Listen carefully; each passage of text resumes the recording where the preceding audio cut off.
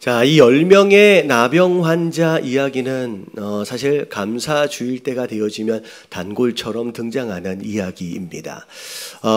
이 말씀을 함께 자주 나누는 이유는 뭐냐면 이 내용 안에, 스토리 안에 감사에 대한 굉장히 중요한 기준들과 실제적인 내용들이 많이 숨어 있기 때문에 함께 많이 나누게 되는데, 자, 오늘 내용 스토리를 먼저 함께 설명을 좀 드리도록 할게요.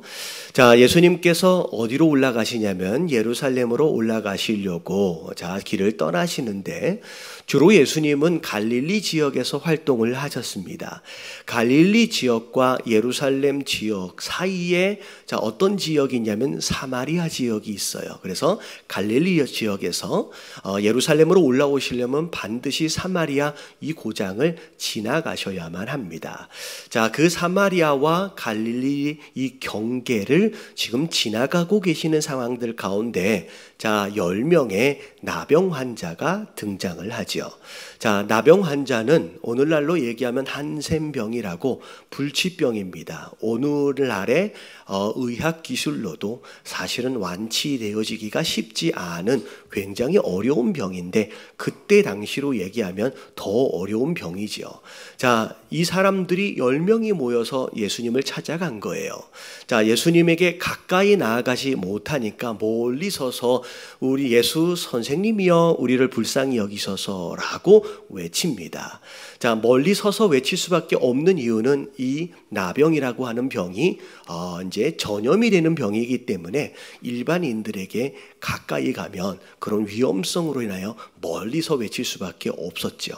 자, 그랬는데 예수님이 이 외치는 소리를 들으시고 가까이 와서 안수를 해주셨다든지 아니면 기도를 해주셨다든지 특별한 무엇인가의 행동을 하신 게 아니라 그냥 멀리 서 있는 가운데 그냥 예수님이 답변을 해주신 거예요. 자, 뭐라고 답변하셨냐면 제사장들에게 가서 너희 몸을 보이래요.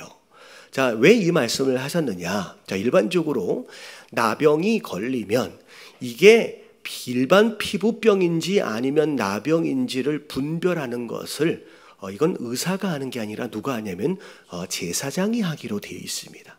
다른 피부병과는 좀 다른 의미를 가져요. 자, 그리고 실제로 나병에 걸리게 되면 제사장이 판결을 내리게 되고 어떻게 해야 될지조차도 제사장으로부터 지시를 받게 됩니다. 근데 종종 정말로 자주 일어난 일들은 아니지만 간혹 가다가 이 나병이 낫는 경우가 있어요.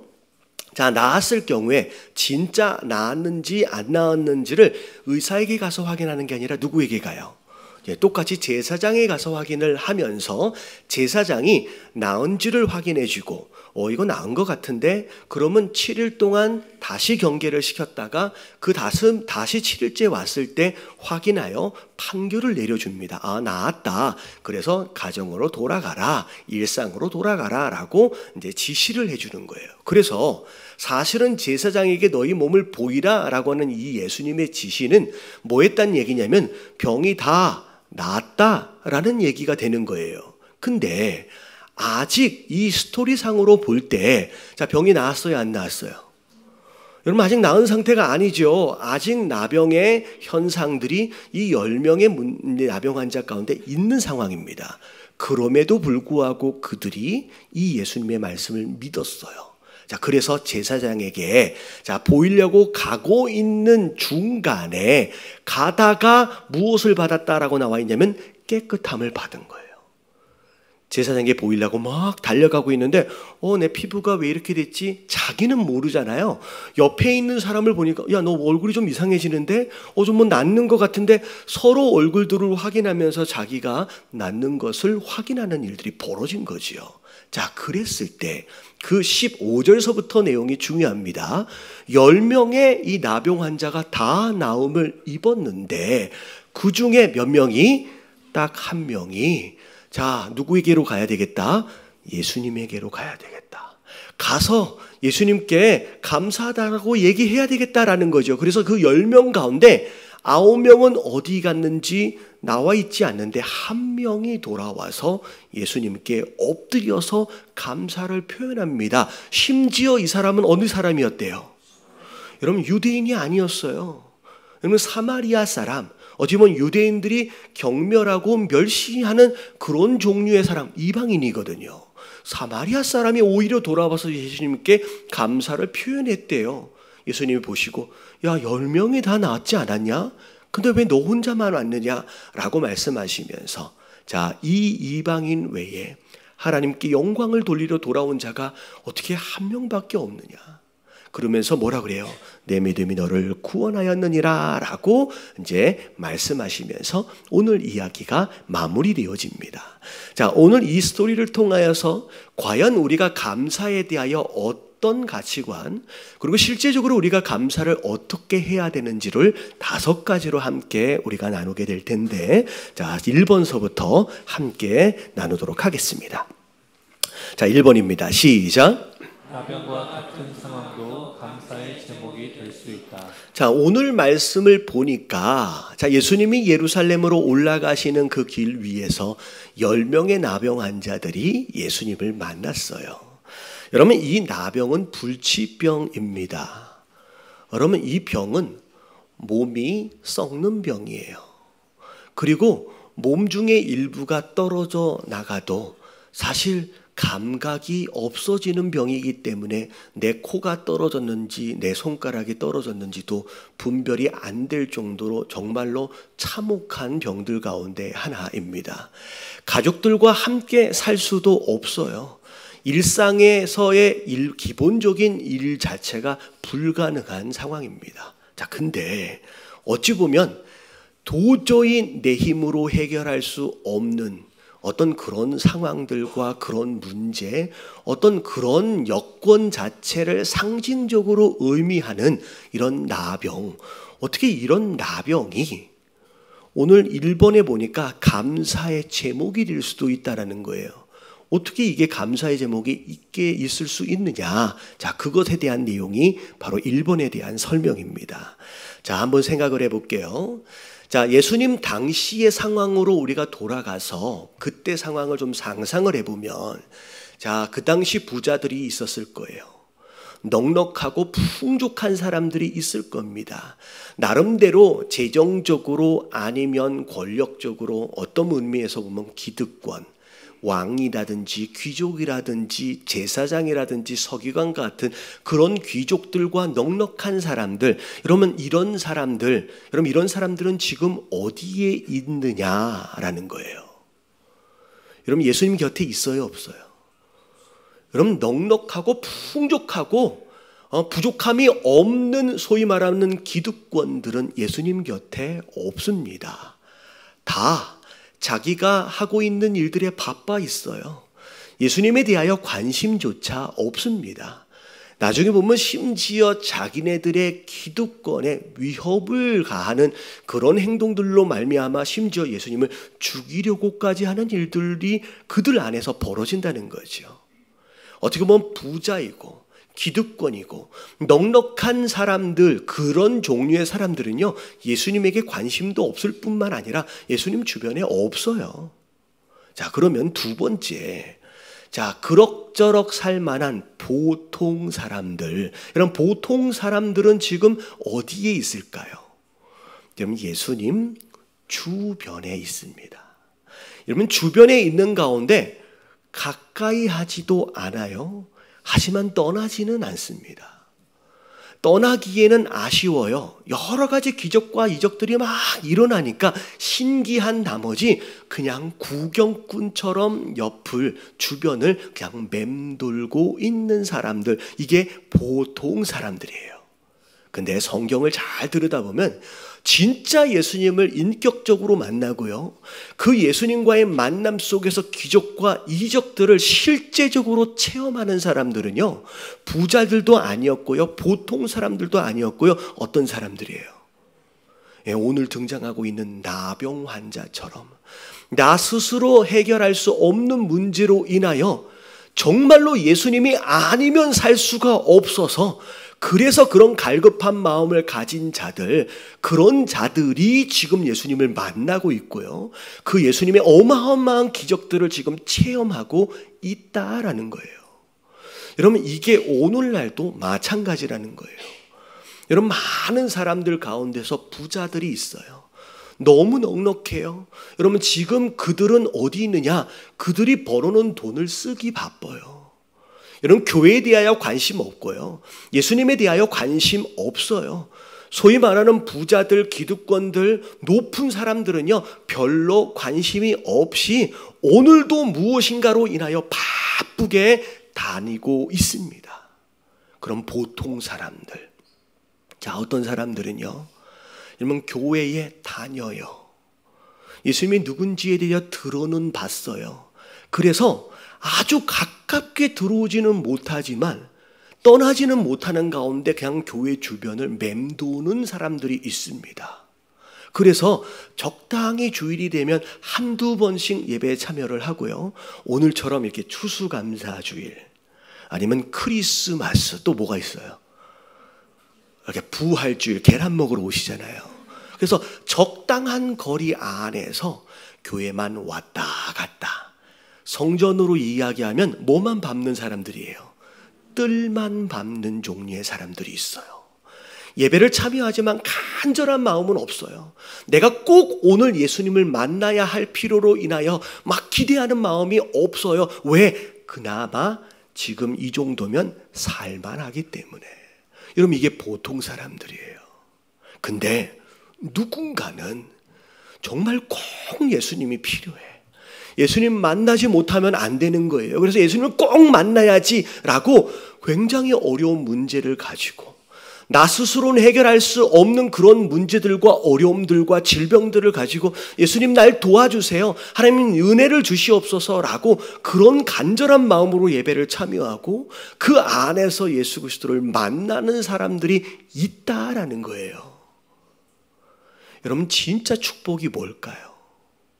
이 땅에서 부자로 살다가, 넉넉하게 살다가, 그것 쓰니라고 정신없이 살다가 여러분 지옥을 간다, 평생 영원히 지옥에 살아야 된다, 여러분 이걸 축복이라고 얘기할 수 있겠느냐는 거예요. 두 번째, 보통 사람들처럼 그냥 그럭저럭 교회 주변에서 맴돌다가 진짜 믿고 있는 건지 진짜 예배하는 거 있는 건지도 구별하지 못하는 애매모호한 상황들 가운데 진짜 예수님을 인격적으로 만나지 못하고요, 진짜 예수 그리스도를 체험하지 못하고 희한하게 나중에 어딜 가버려요? 주변에만 맴돌다가 지옥 가는 인생. 여러분, 이런 인생은 훨씬 더 억울할 거라는 거예요. 여러분, 진정한 축복이 예수 그리스도를 만나고, 여러분, 우리가 생명을 얻고 영생을 얻는 거, 그리고 그 예수 그리스도 안에서 세상 사람들이 기대할 수 없는 어마어마한 축복들과 기적과 이적들을 체험하며 사는 것이 여러분 진짜 축복이라고 한다면, 비록 우리 안에 정말 너무 괴롭고 힘든 문제와 같은 나병일지라도 그것이 예수 그리스도를 만날 수 있도록의 기회와 통로가 될 수 있다라고 한다면 오히려 그것이 감사의 제목이 될 수 있는 줄로 믿습니다. 어떤 성도님들이 그런 얘기를 하더라고요. 목사님, 아마 그 일이 아니었었더라고 한다면 저는 여기에 없을 사람입니다. 여러분, 평탄하고 아무 일이 없는 삶이 정말로 좋아 보일 수 있지만, 여러분, 오히려 그것으로 인하여 하나님에 대하여 예수님에 대하여 관심이 없다라고 한다면 여러분, 그거는 오히려 축복이 아니라 저주일 수 있다는 거예요. 여러분, 구약에 어떤 사람이 등장하냐면 나하만 장군이라고 하는 사람이 등장을 합니다. 자, 열왕기하 5장 1절. 자, 이 내용을 보면 나하만 장군에 대한 설명이 나오는데, 자, 같이 한번 읽어볼게요. 시작. 아람 왕의 군대 장관 나하만은 그의 주인 앞에서 크고 존귀한 자니 이는 여호와께서 전에 그에게 아람을 구원하게 하셨습니다. 그는 큰 용사이나 나하만 나병한 자다. 여러분, 나하만 장군의 특징을 여러 가지로 설명하는데 전체적으로 5가지가 나옵니다. 4가지가 나와요. 자, 앞에 있는, 자, 하나, 둘, 셋, 넷, 5가지가 나와요. 자, 앞에 있는 4가지를 보면, 자, 아람 왕의 군대 장관이었다라고 나옵니다. 군대에서 가장 높은 국방부 장관이에요. 어찌 보면 군인으로서 이보다 높이 올라갈 수는 없지요. 어마어마한 명예와 권력을 가진 자입니다. 심지어 그의 주인 앞에서, 왕이죠, 왕 앞에서 크고 존귀한 자다, 이 얘기를 한마디로 얘기하면 뭐란 얘기냐면 실세라는 얘기예요. 실세예요. 그냥 지는 해가 아니라 왕으로부터 아주 강한 총애를 받고 있는 그런 사람이었다라는 거지요. 군대에서 가장 높고요, 군대를 거느리는 자, 심지어 실세예요. 심지어 자, 이유가 뭐냐면 여호와께서 전에 그에게 아람을 구원하게 하셨대요. 아람이 굉장히 어려웠을 상황 가운데서 이 아람을 구원을 하는데, 이 아람이 위기 가운데서 벗어나는데 이 나아만 장군이 굉장히 큰 역할을 감당했다라는 거죠.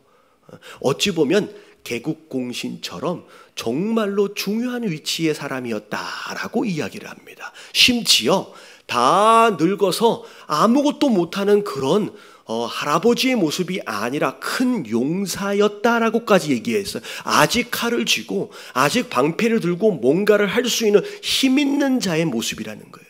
자, 여기까지 4개의 모습을 보면 이 사람의 장점들이 나와요.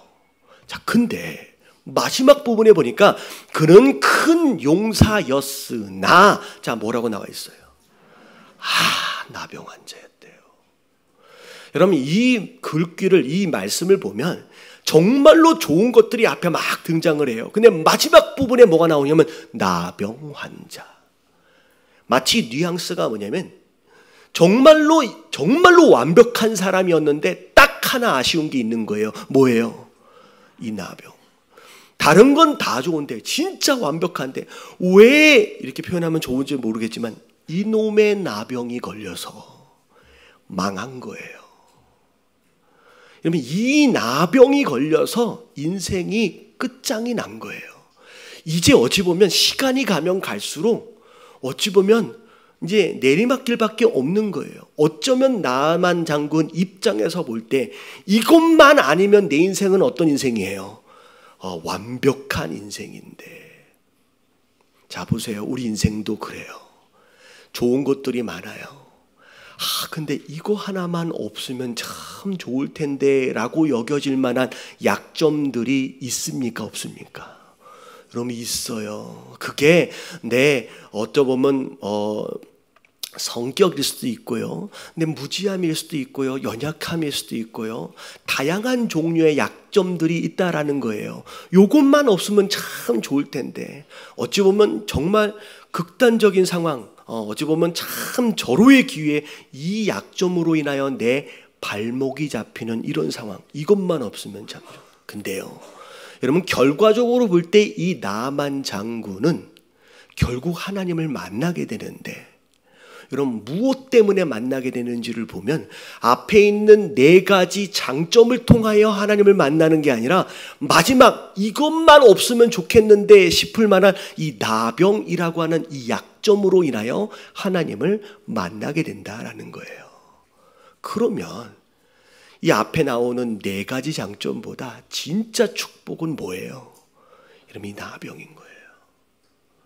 우리가 우리의 약점을 바라보는 시각이 바뀌어야 돼요. 이것만 없으면 너무 좋겠는데 라고 여겨지는 그것이 나를 예수님께로 인도해 가는, 여러분, 그런 기회가 되어진다라고 한다면, 여러분, 그것 또한 어쩌면 그것이 내게 감사의 제목이 될 수 있다라는 거예요.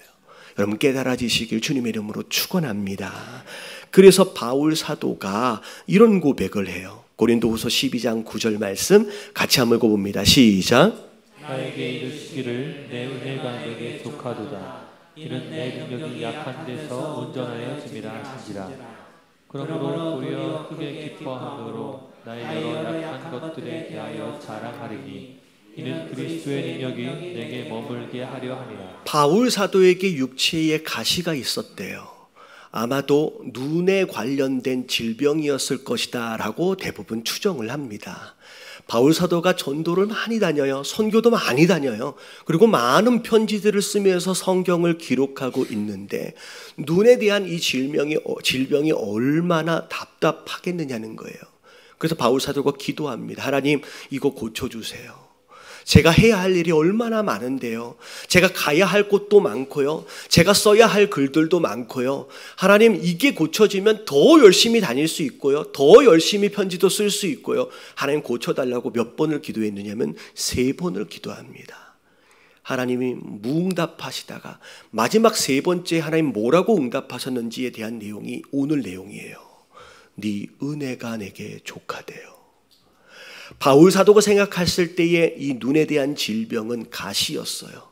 참 없으면 정말로 편할 텐데, 이것만 없으면 정말로 더 열심히 사역할 텐데 라고 여겨질 만한 가시였는데, 하나님은요, 시점이다, 시각이 달라요. 그건 너에게 가시가 아니라 너에게 뭐다? 너에게 은혜다라는 거예요. 그 가시가 오히려 너에게 은혜라는 거예요. 왜냐하면 네가 가지고 있는 많은 능력이 내가 너에게 허락한 그 약점으로 말미암아 다 온전하게 된대요. 다시 말하면 지금 너에게 준 가시 같은 이것이 너에게 없으면 너에게 있는 오히려 이미 가지고 있는 능력이 해로움이 될 수도 있다라는 얘기가 되는 거예요. 그러면서 바울 사도가 뭐라 그래요? 오히려 내가 자랑할 게 있다라고 한다면 내가 가진 이런 장점이 아니라 내가 그동안 없었으면 좋겠다라고 여겨왔던 그 약점이 오히려 이제는 자랑거리가 되었다라고 이야기하는 거예요. 여러분, 우리의 약점이 있어요.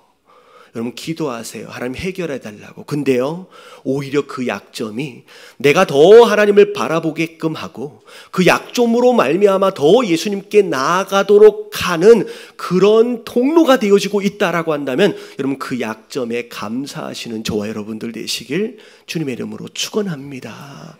그래서 저는 데살로니가전서 5장 16절 18절 여러분, 이 말씀이 사실은 이해는 되는데 어떻게 할까 고민을 했어요. 한번 읽어볼게요. 시작. 항상 기뻐하라. 쉬지 말고 기도하라. 범사에 감사하라. 이것이 그리스도 예수 안에서 너희를 위하신 하나님의 뜻입니다. 여러분, 쉬지 말고 기도하라. 그러면 열심히 기도해야지. 근데 어떻게 항상 기뻐할 수 있고 어떻게 모든 것에 감사할 수 있을까? 근데 여러분, 오늘 말씀, 이 나병이라고 하는 이 정말로 이런 약점마저도 우리의 감사의 제목이 될 수만 있다라고 한다면 모든 것에서 이제 감사할 수 있는 수준이 되겠구나라는 생각이 들어졌어요. 여러분, 나병에도 감사를 해보십시오. 그러면 모든 것에서도 감사할 수 있는 그런 성도가 된다는, 여러분 깨달아지시길 주님의 이름으로 축원합니다. 제가 이 감사에 대해서 이야기를 하면 항상 등장하는 예가 있어요. 이 예를 이미 들으시는 분은 들으셨던 분은 모른 척하고 들으시면 되고요. 자, 지하철을 tas는데 어떤 목사님이 지하철을 탔는데 감사에 대한 내용으로 말씀을 들었어요. 말씀을 나눴어요. 지하철을 타고 가는데 어떤 다리가 불편한 장애인이 이렇게 목발을 짚고서 타는 모습을 보면서 앉아있는 청년이 자리를 양보하려고 일어서는 장면을 봤어요. 누가 봐도 누구에게 양보하는 거예요? 장애인에게 양보를 하려고 일어나는 거예요. 그래서 사람들이 다 그렇게 보고 있는 상황인데, 자, 이 청년이 일어나서 딱 나가려고 하는 순간 갑자기 어디선가 혜성처럼 뭐가 날라왔냐면 핸드백 하나가 확 날라오더니만 그 자리 위에 딱 떨어지는 거예요. 그래서 깜짝 놀랐지요. 그러더니 갑자기 잠깐만요 하더니만 어떤 아줌마가 등장해가지고 그 자리를 딱 앉습니다. 사람들이 굉장히 민망한 상황으로 쳐다보고 있는 상황이 벌어지죠. 양보한 청년도 되게 민망해지고 앉으려고 생각했던 그 장애인도 상당히 민망해졌어요. 근데 더 민망한 상황이 벌어졌는데, 자, 깔과 이제 그 던진 그 핸드백을 자기 무릎에다 딱 얹어서 막 손을 흔들리면서 하는 얘기가 뭐냐면, 김 집사님 이리 와, 자리 났어. 주여. 자, 예배를 마치고 돌아가는데 그 상황을 보면서 목사인 입장에서 얼마나 당황스럽고 창피하고 얼마나 그러겠어요. 근데 항상 감사하래요. 범사에 감사하래요. 여기서 어떻게 내가 감사할 수 있을까를 막 고민하면서 하나님, 이런 상황에서 제가 감사의 제목을 찾는다면 어떻게 감사의 제목을 찾을 수 있을까요? 라고 고민하는 순간에 번뜩 떠올랐대요. 그래서 감사를 하셨대요. 뭐라고? 하나님 감사합니다. 저 아줌마가 제 아내가 아니어서 감사합니다. 라고 감사를 하셨대요. 여러분 그런 거예요. 감사가 영어로 뭐예요? thank you 할 때 thanks라고 쓰잖아요. 그럼 이게 thanks라고 하는 단어와 여러분 think라고 하는 단어가 여러분 동일한 어원에서 왔습니다. 아마 think가 무슨 뜻이에요? 생각한다는 뜻이에요. 여러분 우리가 곰곰이 생각을 해보면 여러분 심지어 나병에서조차도 감사의 제목을 찾을 수 있다라는 거, 여러분 모든 것들에 대하여 곰곰이 생각해 가시면서 여러분 감사할 수 있는 저와 여러분들 되시길 주님의 이름으로 축원합니다. 자, 두 번째 2번입니다. 2번 다 같이 시작. 감사는 잊지 않고 먼저 돌아오는 것이다. 자, 10명이 나왔어요. 근데 몇 명이 돌아왔다? 1명이에요. 더군다나 이 1명이 일반 유대인이 아니라 사마리아 사람이었대요. 다시 말하면 소위 말하는 믿음 좋다라고 하는 자들은 오히려 보이지 않고 오히려 어떻게 보면 이방인으로 치부되어졌던 그 사마리아 사람 1명만 돌아왔다라는 거예요. 근데 자, 예수님의 질문이 그거예요. 17절 18절에 보니까 10사람이 다 깨끗함을 받지 아니하였느냐, 그 9은 지금 어디 있느냐라고 말씀하시는 거예요. 여러분 이 말씀은 예수님이 10명을 제사장에게 보이라고 보내신 다음에 지금 여기에서 예수님 뭐하고 계신 거예요? 여러분 기다리고 계셨던 거예요. 여러분 이게 하나님 마음이에요. 여러분 2019년도를 살아오시면서 하나님이 여러분들에게 응답하신 응답들이 많을 거예요. 여러분들에게 주신 축복들과 은혜들이 많을 겁니다. 근데 주신 분은, 그 은혜와 축복과 응답들을 허락하신 분은 주시고 어딜 떠나시지 않으셨어요. 여러분 주신 그 자리에서 돌아와 감사하기를 기다리고 계신다라는 거예요. 여러분 그게 예수님의 모습이에요. 여러분 오늘도 예수님 기다리고 계세요. 여러분들이 허락하신 은혜와 축복들과 그 응답들에 대하여 합당한 감사로 다시 돌아오기를 기다리고 계시는 게 바로 예수님의 모습이라는 거예요. 그러면서 어떻게 9명이 어디 있느냐, 돌아온 사람이 너 하나뿐이냐라고 하면서 굉장히 안타까워 하신다는 거예요. 자, 생각해 보세요. 여러분 이 9명이 다 치유를 받았는데 여러분 감사하는 마음이 없었을까요? 여러분 감사하는 마음이 없었다라고 한다면 여러분 이건 사람도 아니죠. 여러분 감사한 마음이 다 있었을 거예요. 자, 어디를 보니까 9명, 돌아오지 못한 이 9명, 감사하지 못한 핑계와 이유에 대한 내용이 인터넷에 있더라고요. 여러분 이 내용을 보니까 아마도 우리가 감사를 표현하지 않은 여러 변명들과 이유들일 것 같아요. 우리 함께 하나씩 볼게요. 자, 1번. 자, 다 같이 시작. 의심 많은 사람. 진짜 나은 게 아닐지도 몰라. 조금 며칠 더 두고 봐야 확인해야 된다는 거야. 그리고 나서 와도 괜찮다는 거예요. 분명히 하나님 응답하셨는데 그걸 믿음으로 받아내지 못해. 더 기다려봐야 한다는 거예요. 의심 많은 사람이에요. 자, 두 번째 시작. 자, 원래 내가 걸린 병은 나병이 아니었던 거라는 거지. 좀 특별한 피부병이었던 거야. 근데 나병으로 착각했다는 거예요. 하나님의 응답하심과 치유하심을 자기 마음대로 합리화하는 사람이 있어요. 자, 세 번째. 자, 다 같이 시작. 자연 현상으로 산다. 여러분 화장실 들어갈 때 마음 다르고 나올 때 마음 다르다고. 정말 하나님 이거 나았으면 좋겠습니다라고 그렇게 기도했건만 낫고 나니까 때가 됐으니까 나은 것이겠지 라고 그렇게 자연현상처럼 생각해버리는 사람들도 있었을 거라는 거예요. 그리고 자, 4번. 자, 다 같이 시작. 그동안 못 만난 가족들을 만나. 예, 그동안 가족들 못 만났어요. 어머니도 보고 싶고 아버지도 보고 싶고 자녀들도 보고 싶고 아내도 보고 싶고 그래가지고 더 보고 싶은 사람들 만나기 위해서 나중에 오면 되지라고 먼저 가족들을 만나려고 가는 사람도 있었을 거예요. 5번째 시작. 내 집과 땅은 잘 있는가. 예, 나병에 걸리면 이러면 일상에서 쫓겨납니다. 집도 버려야 돼요. 더 이상 일할 수 없어요. 땅도 버려야 돼요. 근데 과연 내 집이 지금 멀쩡하게 있을까? 내 땅이 멀쩡하게 지금 남아 있을까? 어떻게 된 건 아닐까? 염려되어서 더 중요한 일들이 막 생각이 나서 먼저 가버린 사람들도 있었을 거라는 거예요. 자, 6번째. 자, 다 같이 시작. 예수님의 역할을 의심. 예수님이 와서 나한테 기도를 해주신 것도 아니고 와서 손을 얹어서 안수해 준 것도 아니고 그냥 가라고 말씀하셨는데 뭐 예수님 별로 하신 게 없네? 라고 예수님의 역할에 대하여 어떻게 보면 그것을 의심하는 경우도 있어요. 자, 7번. 자, 다 같이 시작. 다음으로 미루는 사람. 예, 오늘만 날이냐? 우리 어르신들 표현으로 새털같이 많은 날들 다른 때도 와도 되지. 이러면 다음에는 없어요. 여러분 이 9명의 나병 환자 고침을 받고 다음에 등장해서 감사를 했다는 구절이 성경에 없고요. 여러분 예수님 지금 오늘 말씀을 통하여 예루살렘에 올라가시면요. 예수님 거기서 돌아가십니다. 다시 기회가 없어요. 근데 다음으로 미루는 거예요. 자, 8번째. 자, 다 같이 시작. 다음에 더 크게 감사해야지. 나병으로 오래 살다 보니 가진 것도 없어요.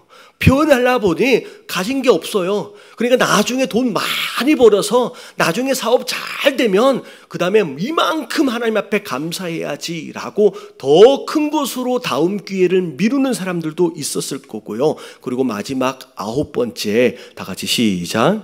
예수님은 내 마음 아시겠지. 예수님은 다 아시지. 내 마음 다 아시니 굳이 표현하지 않아도 뭐 아시니까. 여러분들 감사도 그렇고 사랑도 그렇고 표현되지 않은 감사는 여러분 감사가 아닌 거예요. 여러분 예수님께 돌아오시게 되길 주님의 이름으로 축원합니다. 주신 그 장소로 응답하신 그 장소로 돌아가서 그 감사를 표현하는 거 여러분 그게 예수님이 기대하시는 감사의 모습이다라는 거예요. 내 마음 아시겠지.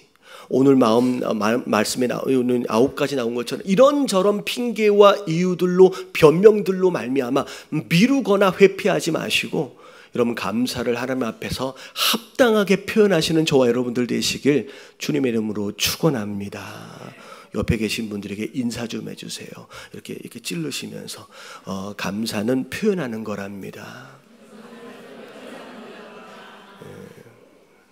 자, 마지막이 아니에요. 자, 세 번째. 자, 다 같이 한번 읽어볼게요. 시작. 감사는 하나님께 영광을 돌리는 것이다. 자, 18절을 보니까 감사하러 돌아온 이 사마리아 사람을 보고서 예수님 뭐라고 말씀하셨는지를 보면 자, 18절.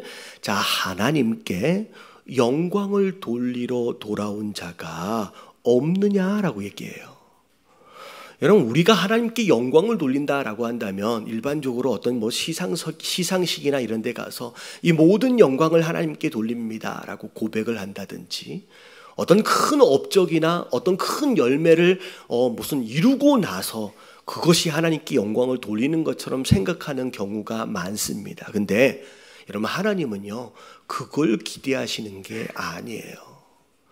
여러분 그걸 기대하시는 게 아니에요. 여러분 그런 거예요.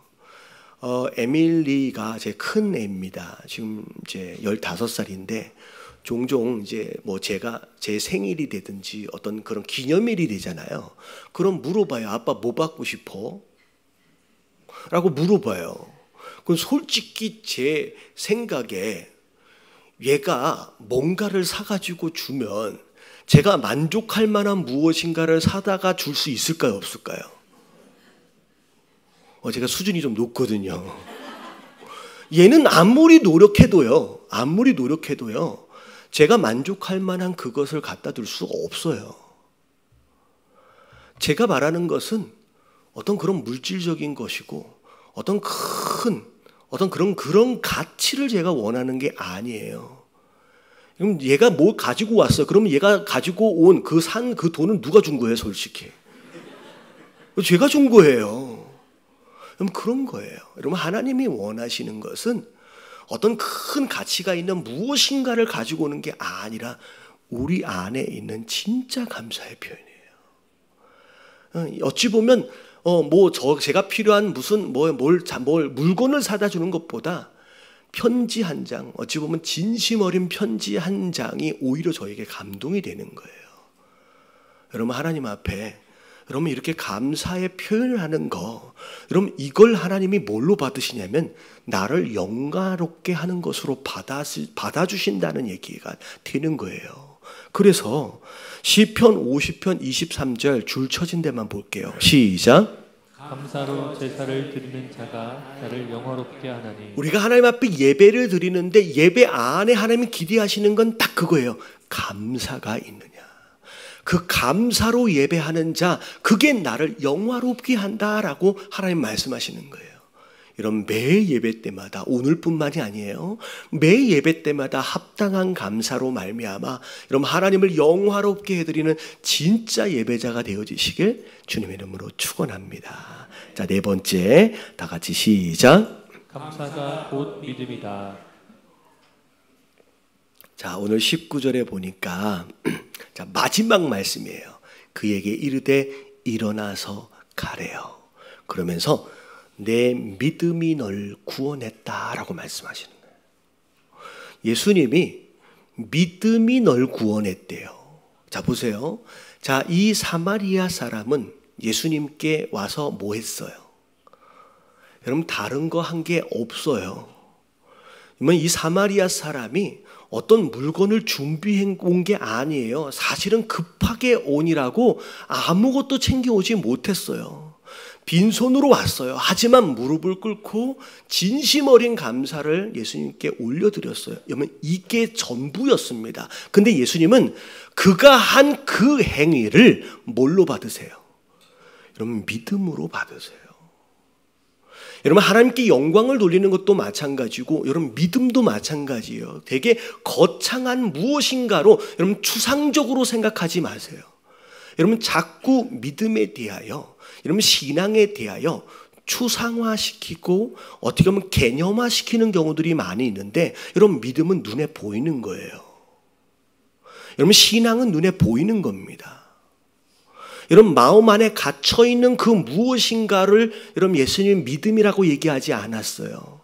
감사하는 마음은 9명도 다 가졌어요. 근데 그들의 그 마음 안에 갇혀있는 그것을 여러분 믿음이라고 얘기하지 않으세요. 여러분, 이 안에 있는 감사를 아무것도 없어도 무릎을 꿇고 표현한 그것 자체를 뭐라고 얘기하시냐면 믿음이라고 이야기하시는 거예요. 여러분, 믿음은 보이는 거예요. 여러분, 신앙은 보이는 거예요. 뭘로 나타나요? 나의 아주 작은 행동으로 나타나기 시작하는 거예요. 그걸 믿음으로 간주하시는 거예요. 여러분, 감사가 믿음입니다. 많은 사람들이 내 믿음이 어느 수준인지에 대하여 스스로 착각하는 경우들이 많은데, 여러분 감사는 여러분 믿음의 리트머스 시험지와 마찬가지예요. 자, 리트머스 시험지 하니까 이게 뭐지?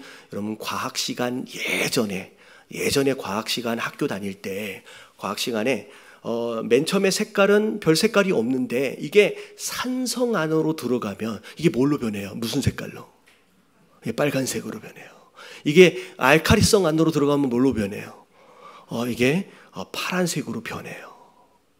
여러분, 색깔이 어떤 색깔이냐에 따라서 이게 산성이구나, 이게 알카리성이구나라고 하는 게 이게 분별이 갑니다. 여러분, 믿음도 마찬가지예요. 여러분, 내가 믿음이 좋은지 안 좋은지. 여러분, 교회 다니는 사람들이 제일 듣기 싫어하는 말들 중에 하나가 뭐냐면, 시험 들었어?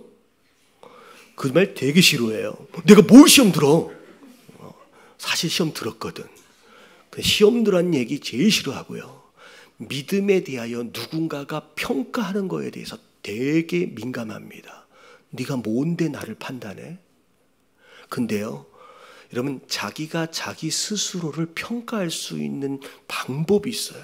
내가 진짜 믿음이 좋은지 안 좋은지를 자가 진단할 수 있는 방법이 있는데, 이걸 믿음의 리트머스 시험지, 이게 뭐예요? 감사예요. 여러분, 믿음 좋은 투덜이는 존재하지 않습니다. 내 입술에, 내 마음 가운데 감사가 넘쳐난다? 내가 스스로 믿음이 좋다라고 얘기하지 않아도요, 다 알아요. 아, 믿음이 좋구나. 근데 아무리 내 스스로 믿음이 좋다라고 얘기하더라도 내 입술에서 불평과 원망과 그런 이야기들이 계속 흘러나오고 있다. 그러면 아무리 믿음이 좋다라고 해도 하나님 보시기에는 뭐예요? 땡이에요, 땡. 여러분, 아닌 거예요.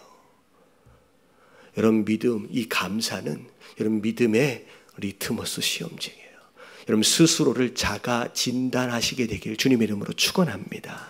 자, 마지막 5번입니다. 같이 한번 읽어볼게요. 시작. 감사는 구원을 누리게 하는 신비로운 능력이다. 자, 오늘 19절 마지막 부분에 보니까 내 믿음이 너를 뭐 했대요? 구원했대요. 여러분, 어마어마한 은혜를 입었어요. 여러분, 9명은 자, 육체만 치유함을 받았습니다.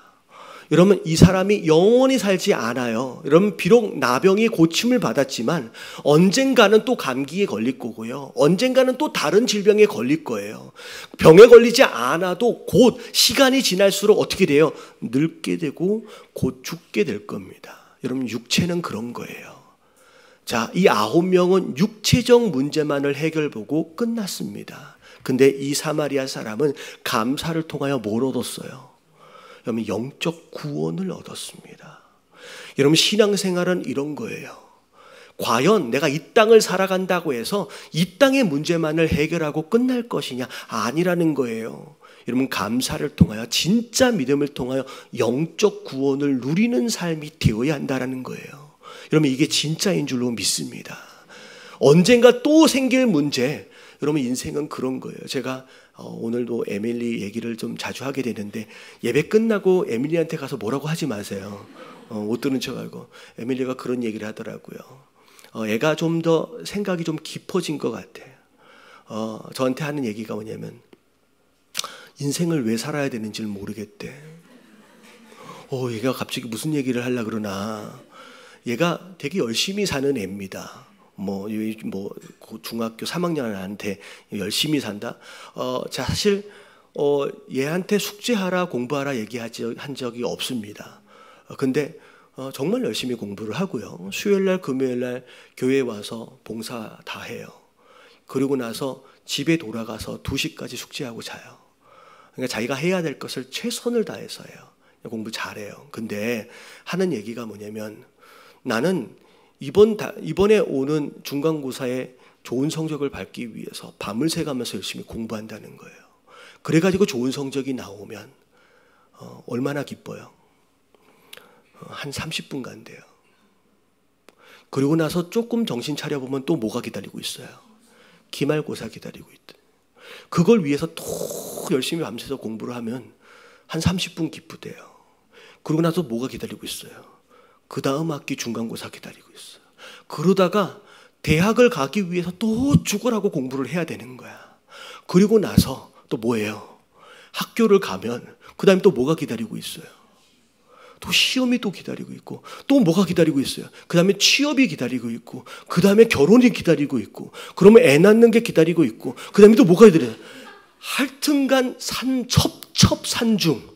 도대체 인생은 문제를 해결하다가 문제 가운데 죽는 게 인생 아니냐? 그러면 이런 인생을 내가 왜 살아야 하느냐는 거예요. 뭐라고 대답해 줘야 돼요? 너무 이해가 돼. 너무 이해가 돼. 여러분, 그게 인생이에요. 여러분, 지금 만난 문제 해결하면 진짜 좋을 것 같죠? 여러분, 또 다른 문제 또 기다리고 있어요. 또 기다리고 있어요. 여러분, 이게 9명의 나병 환자의 모습이에요. 그거 해결했어요. 또 문제가 생길 거예요. 근데 여러분, 우리 안에는 이 땅의 문제를 해결하는 것으로 끝이 아니라는 거예요. 여기서 이 사마리아 사람처럼 영적 구원을 얻게 되면요, 그 다음부터 인생을 바라보는 눈이 달려요. 문제를 해결하기 위해 사는 인생이 아니라는 거예요. 여러분, 그런 인생, 구원받은 자로서 다른 시각으로 이 세상을 사는 여러분 그런 인생이 되어지시길 주님의 이름으로 축원합니다.